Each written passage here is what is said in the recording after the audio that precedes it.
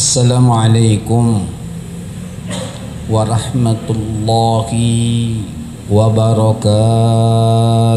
Waalaikumsalam warahmatullahi wabarakatuh. Bismillahirrahmanirrahim. Alhamdulillah alladzi ja'ala sayyidana Muhammadan uswatan hasanatan lil alamin wa ja'ala uswatahu li'ila'id dinil islami wal muslimin. Ashhadu an la ilaha illallah wahdahu la syarika lah al-malikul haqqul mubin wa ashhadu anna Muhammadan abduhu wa rasuluh narju safa'atahu yawmaddin. Allahumma salli wa sallim ala sayyidina Muhammadin wa ala alihi wa ashabihi dhawil a'malil karimah wal uslubil hakim. Amma ba'du, yang sama-sama kita hormati dan kita muliakan pimpinan daripada Masjid Jami' Riyadhul Abidin, Akhil Aziz Al-Mukarram Ustaz Haji Ahmad Zarkasi bin Ustaz Haji Ahmad Sanusi bin Kiai Haji Mursyahid beserta seluruh pengurus yang ada, para asatiz wal hujjaj, hadirin wal hadirat, bapak ibu jamaah rahimakumullah. Alhamdulillah, kita bersyukur kehadirat Allah Subhanahu wa taala di mana malam hari ini dengan izin dan nikmat Allah kita bisa mengadakan peringatan Maulid di waktu taklim kita setiap malam Senin. Mudah-mudahan Maulid ini malam ini dipandang oleh Allah juga sebagai maulid untuk kita menuntut ilmu agama, memahami hidup sesuai dengan tuntunan baginda Nabi besar Muhammad sallallahu alaihi wasallam, dan Allah berkenan memberikan pahala yang sebesar-besarnya. Salawat dan salam teriring selalu keharibaan baginda Nabi besar Muhammad sallallahu alaihi wasallam beserta keluarga dan para sahabat, juga seluruh pengikutnya yang tetap setia hingga akhir zaman. Hadirin wal hadirat rahimakumullah, setiap bulan Rabiul Awal dari tanggal 12 bahkan sebelum tanggal 12 seterusnya kita umat Islam baik di masjid, di musola, di majlis taklim, di kantor dan seterusnya itu mengadakan peringatan maulid dan mauludnya baginda Nabi besar Muhammad sallallahu alaihi wasallam dengan tujuan untuk menumbuhkan kembali kesadaran akan pentingnya hidup dan bagaimana cara menjalani sisa hidup agar dapat rahmat Allah, dapat ampunan Allah, dapat redha Allah subhanahu wa ta'ala. Kenapa tadi saya sebut peringatan maulid dan maulud? Khawatir yang diperingatin maulidnya doang, mauludnya enggak. Emang kenapa syukran? Karena maulid itu memperingati hari lahirnya Rasulullah. Padahal bukan cuma hari lahirnya, hari wafatnya baginda Rasul sama. Tujuannya apa? Kita sambungkan dengan maulud agar kita pun dalam peringatan maulid dan maulud memperingati hari lahirnya Rasulullah dan juga memperingati, mempelajari sisi-sisi dakwah kehidupan Rasulullah sehingga nanti kita di akhirat diakui oleh Rasulullah sebagai umat beliau dan mendapatkan syafaatul uzma guna meraih surganya Allah Subhanahu wa taala. Hadirin wal hadirat rahimakumullah, Allah Subhanahu wa taala berfirman, a'udzubillahi minasyaitonir rajim, laqad kana lakum fi rasulillahi uswatun hasanah. Sungguh pada diri Rasulullah untuk kalian wahai umat Islam, kata Allah, ada uswah, ada contoh, ada suri tauladan yang wajib kalian ikutin. Untuk siapa? Liman kana yarjullaha, bagi kita umat Islam yang pengen besok ketemu Allah, Allah juga pengen ketemu kita. Jangan sampai kita, nauzubillah umum bahasanya, kita nggak pengen ketemu Allah dan Allah pun ogah ketemu sama kita. Bahaya banget itu dah. Kenapa kita nggak mau ketemu sama Allah? Dosanya kebanyakan, bersihin kagak. Amal ibadah ngarepin surga, tapi segitu-segitu doang. Maka dia nggak mau ketemu Allah. Allah pun ogah ketemu sama dia. Sebab apapun yang Allah berikan dan itu fasilitas buat dia ibadah, disalahgunakan oleh orang tersebut, maka Allah nggak pengen ketemu sama dia. Allah jadi murka sama dia.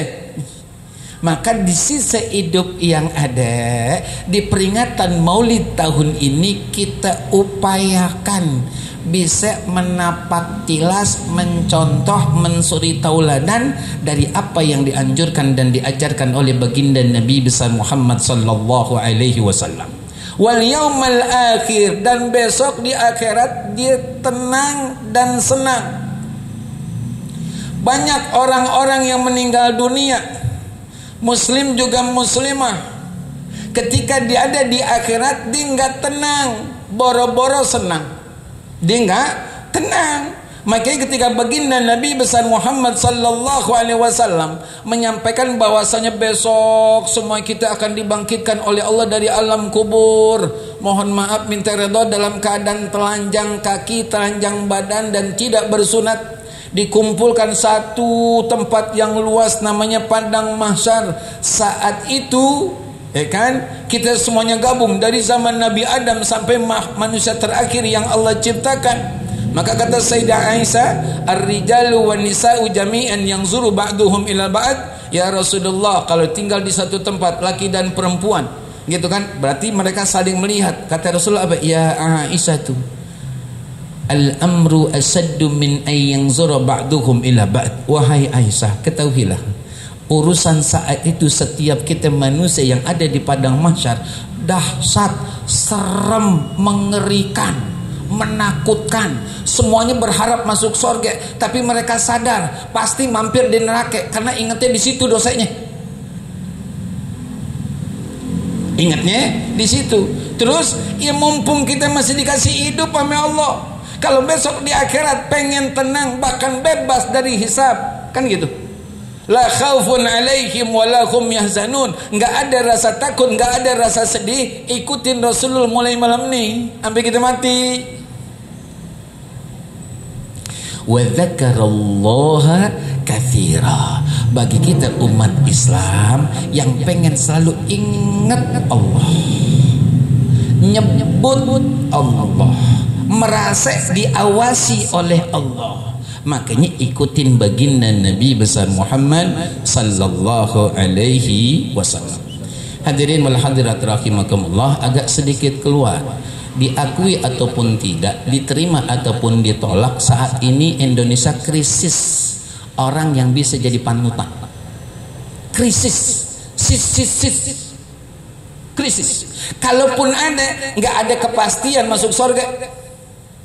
Kalaupun ada, mau 3 kayak mau 5 kayak mau 10 kayak di seluruh Indonesia dikumpulin, bisa jadi panutan, tapi nggak ada jaminan baik itu dari Allah ataupun orang tersebut jamin kita masuk surga, belum tentu.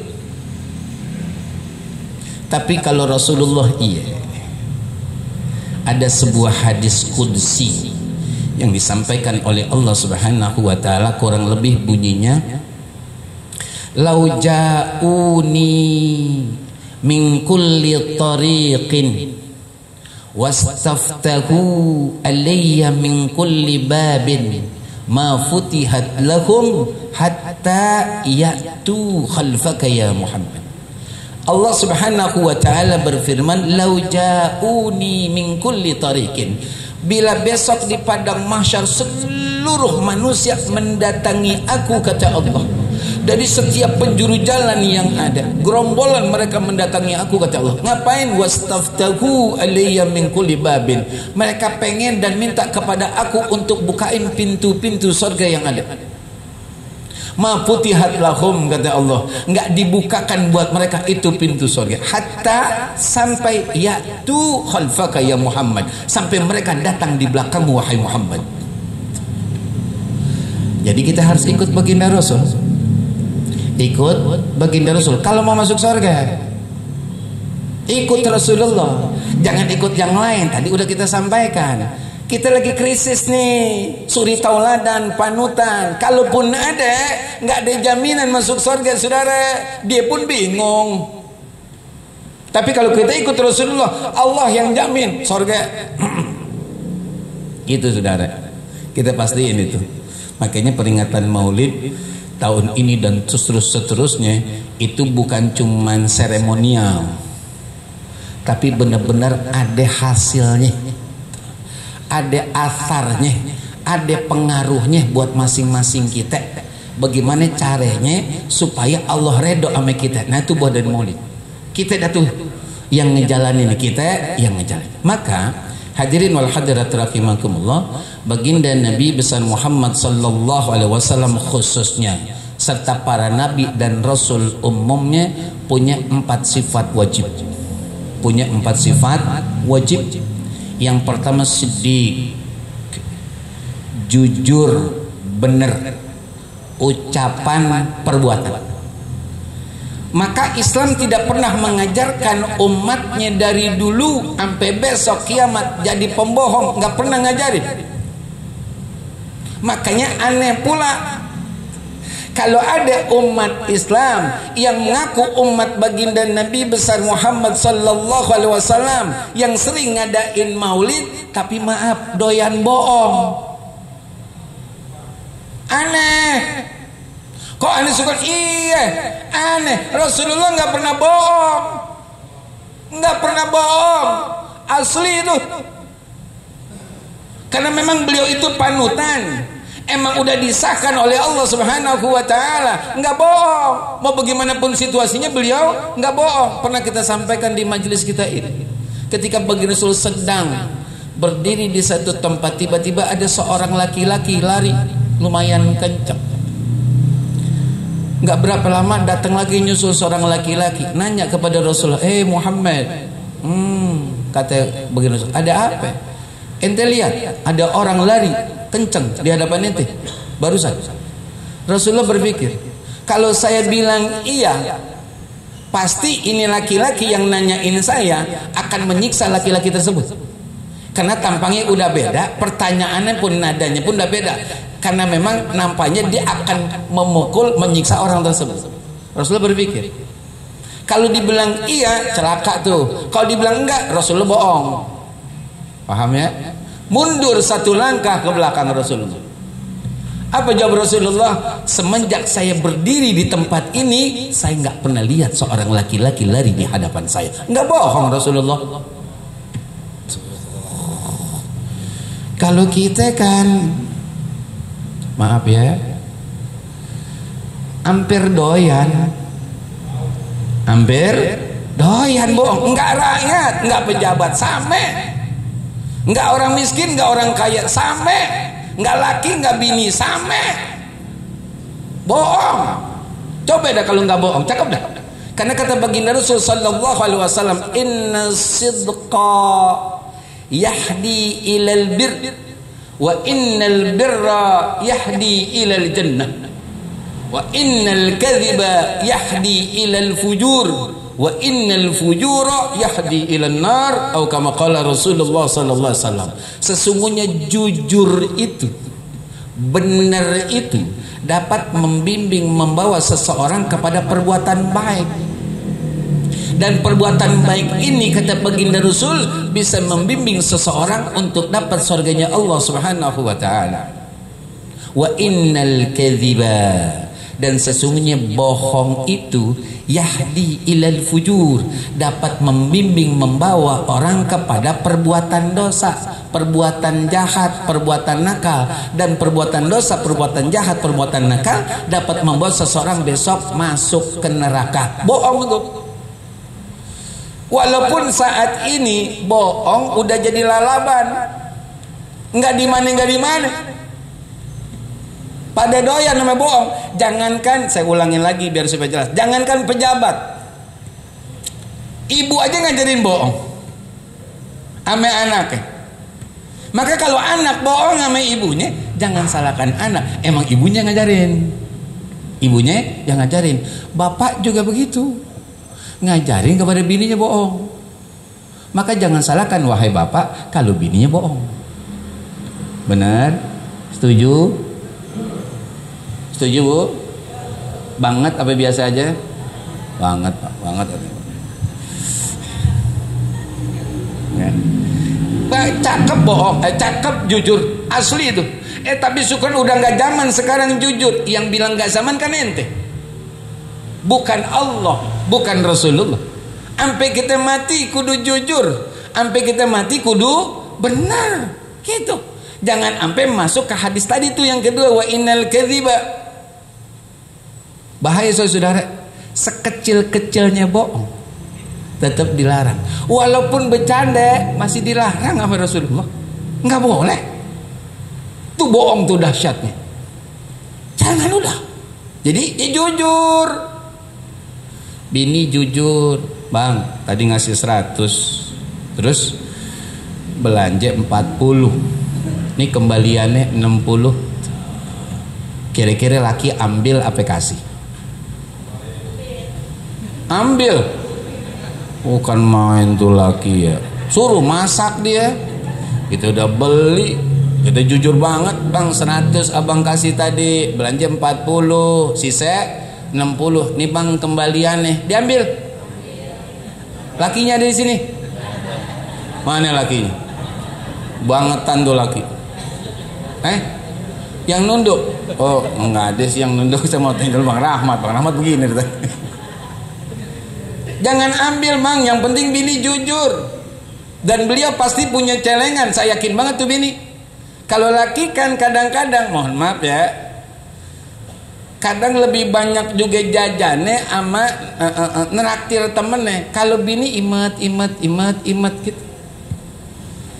Ya, laki juga jujur bang, jujur. Maaf ya nih, maaf. Ini udah menjadi satu obrolan rahasia umum dah.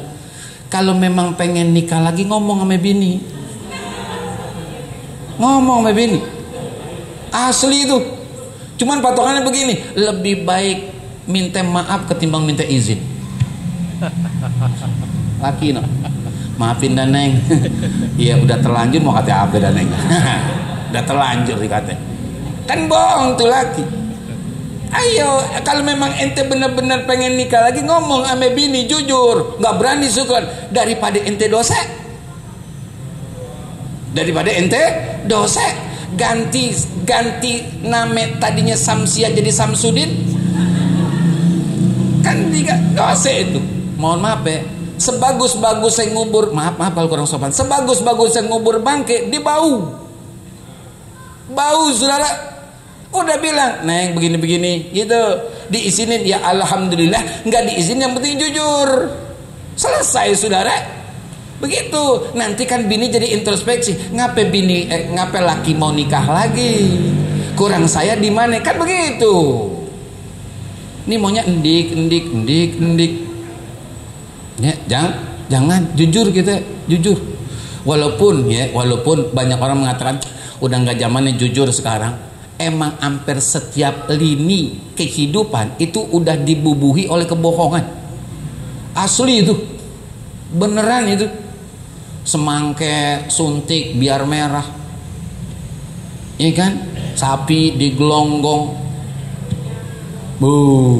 banyak banget. Udah dosek semua, dah tuh bohong semuanya tuh.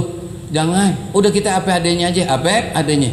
Mudah-mudahan kita termasuk orang yang istiqomah untuk jujur, minimal dari sekarang sampai meninggal. Yang kedua, hadirin wal hadirat rahimakumullah, amanah. Amanah itu artinya kepercayaan dari Allah kepada kita hambanya. Titipan tuh, titipan yang harus kita jaga. yang harus kita jaga. Maka Allah Subhanahu wa taala berfirman, a'udzubillahi minasyaitonir rajim, ya ayyuhalladzina amanu la takhunullaha war rasula wa takhunu amanatikum wa antum ta'lamun. Wahai orang-orang yang beriman, kata Allah, laki juga perempuan, janganlah kalian mengkhianati Allah, mengkhianati Rasulullah, mengkhianati amanah-amanah yang telah diberikan kepada kalian, sedangkan kalian tahu judulnya mengkhianati daripada amanah, hukumnya sangat berat dari Allah Subhanahu wa taala. Kita nih hadirin wal hadirat dikasih amanah sama Allah. Pertama, tubuh kita itu amanah, titipan. Yang kedua gitu ya, bini kita. Yang ketiga, anak kita. Kemudian ilmu, kemudian kerjaan, kemudian duit. Banyak syukur, banyak. Makanya orang yang paham amanah itu bukan sesuatu yang ringan, dijaga banget tuh, jaga banget. Dan orang yang paham hidup, mohon maaf agak keluar, tapi insya Allah ini benar, dia mikirin nasib dirinya aja yang Allah amanahkan, dia mikirin nasib bininya yang Allah amanahkan, juga anaknya. Nggak mungkin dia nyari jabatan, nggak mungkin dia nyari jabatan. Emang apa? Ente dikasih jabatan dan ente dapat jabatan kemudian dengan cara yang tidak benar, itu udah dosa besar tuh. Maaf nih, maafin banget dah gitu. Kita nih kalau ditanya amal urusan kita aja belum tentu mampu kita jawabnya. Urusan benih belum tentu lempeng dan bersihnya, anak-anak belum tentu, apalagi jabat saudara. Kayak apa itu dosanya, Allahu Akbar. Maka kata baginda Nabi besar Muhammad sallallahu alaihi wasallam, la imana liman la amanatalah, la dina liman la ahdalah, atau kama qala Rasulullah sallallahu alaihi wasallam.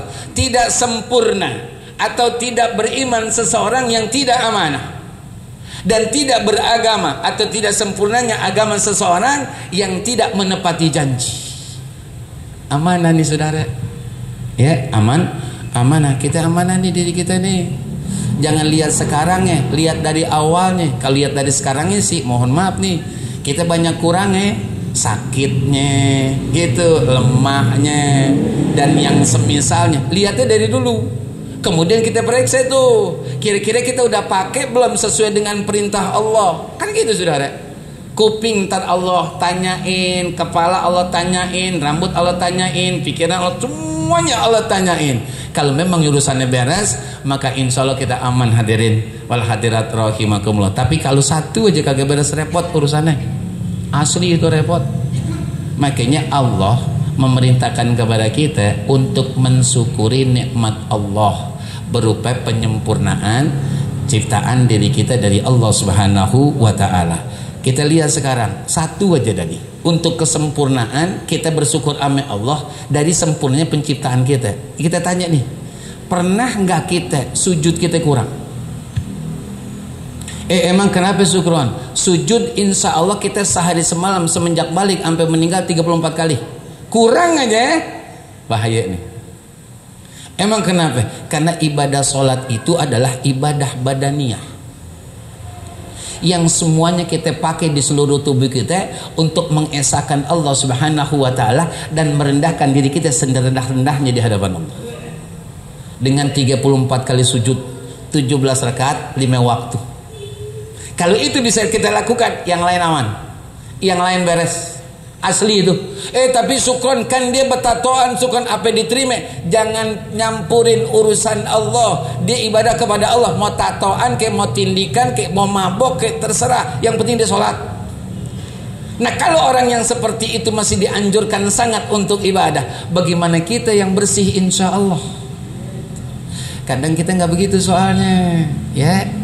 Urusan dunia ame urusan akhirat jauh saudara, jauh, asli jauh.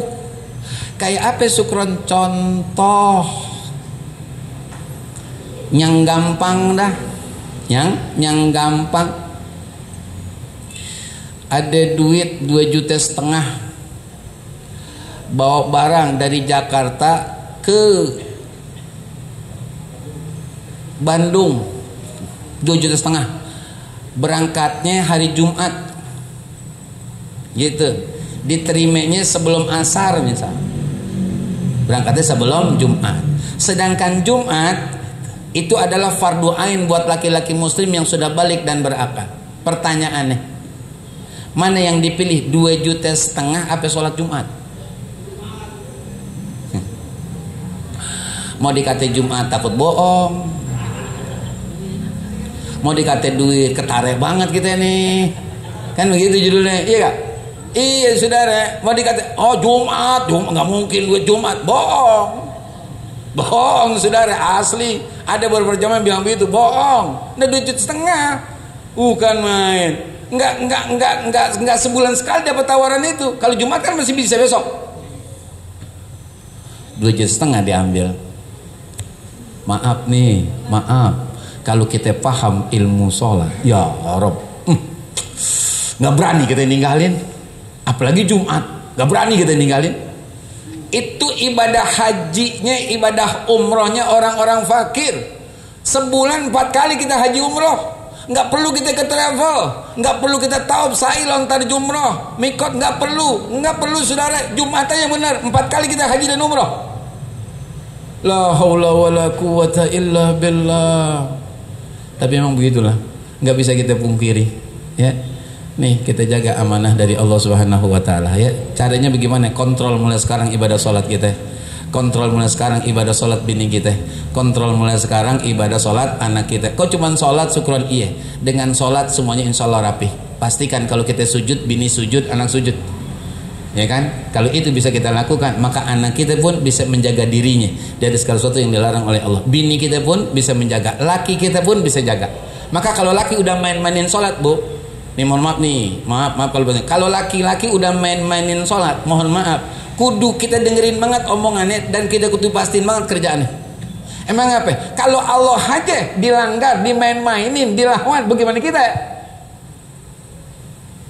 Allah dilanggar, Allah yang nyiptain dia, Allah yang ngasih rezeki, Allah longokin dia setiap waktu, masih dilanggar, masih dilawan, masih durhaka, bagaimana ibu? Patokannya sholat, saudara. Orang kalau sholat tidak benar, cakep banget, dijaga amanahnya. Dia jadi pejabat, nggak mungkin dia nakal, bohong dah, dia nakal, asli itu. Emang apa? Dia takut sama Allah, bukan takut sama pimpinan, bukan takut sama ketua partai, enggak, dia takut sama Allah, titik udah. Kalau dia takut sama Allah, yang lain beres, saudara. Tapi kalau takut sama manusia, belum tentu dia takut sama Allah Subhanahu Wa Taala. Dan semuanya itu rasa takut, ya kan, berawal dari rapihnya sholat kita, rapihnya sholat. Hadirin wal hadirat rahimakumullah. Jam 7:34, jam 7:35. Kalau kita terusin 2 lagi, takut kelamaan. Takut kelamaan. Intinya adalah kalau kita sebagai seorang muslim, jadilah seorang muslim yang benar. Kalau kita menjadi seorang suami, jadilah seorang suami yang tanggung jawab dunia akhirat. Jangan cuma dunianya doang, akhiratnya kita nggak pikirin. Oh, nggak bisa begitu, saudara. Nggak bisa begitu. Ya, nih simpelnya begitu. Kalau kita jadi suami alias kita punya bini, belum punya anak, ya kan? Pastikan tuh, pastikan, ya kan? Bini kita pun jaga amanah setelah kita ajarkan kepada beliau. Setelah kita punya anak pun begitu, kita jaga banget nih. Kita jaga banget sehingga gitu, di sisa hidup kita ini yang ada buat kita amal keluarga ibadah, yang ada buat kita adalah maghfirah, yang ada buat kita dan keluarga dari Allah Subhanahu Wa Taala adalah kepastian bahagia setelah kita meninggal dunia, insya Allah. Hadirin wal hadirat rahimakumullah. Sekali lagi tidak layak saya berpanjang kalam karena memang sudah jam 7:30 lewat. Ya, mudah-mudahan apa yang kita dapatkan pada malam hari ini adalah sesuatu yang memang diridhoi oleh Allah Subhanahu Wa Taala, sesuatu yang kita butuhkan untuk kita kembali ke jalan Allah lewat mengikuti segala kesunahan, anjuran, ajaran, arahan dan didikan daripada baginda Nabi besar Muhammad sallallahu alaihi wasallam. Mudah-mudahan kita dipanjangkan umur oleh Allah Subhanahu wa taala buat ibadah, diberikan kesehatan jasmani rohani kita untuk takarrub kepada Allah Subhanahu wa taala. Dijadikan rumah tangga kita rumah tangga yang sakinah, mawaddah, warahmah, zuriyah turunan yang saleh dan soleha. Kumpul besok di dalam surganya Allah Subhanahu wa taala. Tilkan niyah. Al-Fatihah. Bismillah.